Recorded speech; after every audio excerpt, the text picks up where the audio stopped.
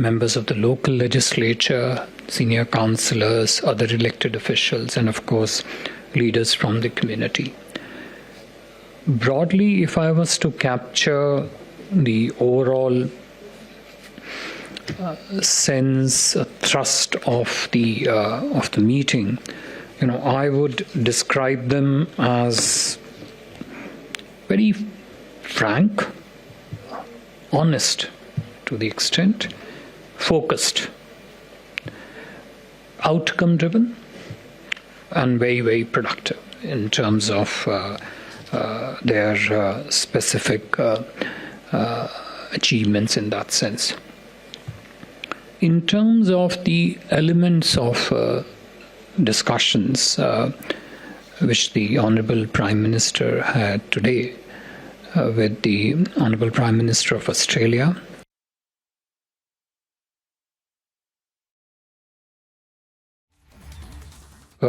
call on by the Leader of Opposition on Honourable Prime Minister of India, I could list roughly 10 or 11 key areas of partnership that the two Prime Ministers spent some time taking not only just assessment of the progress in those areas over a period of last 1 year, ever since they met first in May last year, but also chalked out what they could focus on in months and years ahead, besides, of course, continuing building on the achievements so far.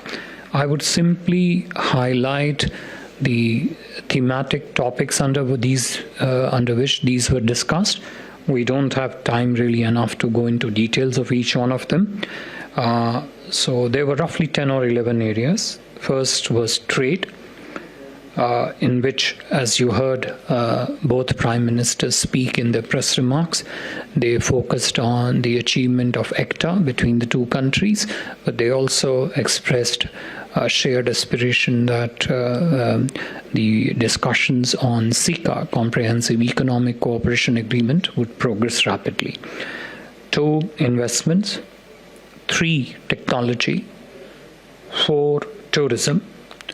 5, education. And as you all know, during the visit of Honourable Prime Minister of Australia to India very recently during Holi, 2 of the Australian universities opened up their first campus at the Gift City in Gujarat. 6, defence and security.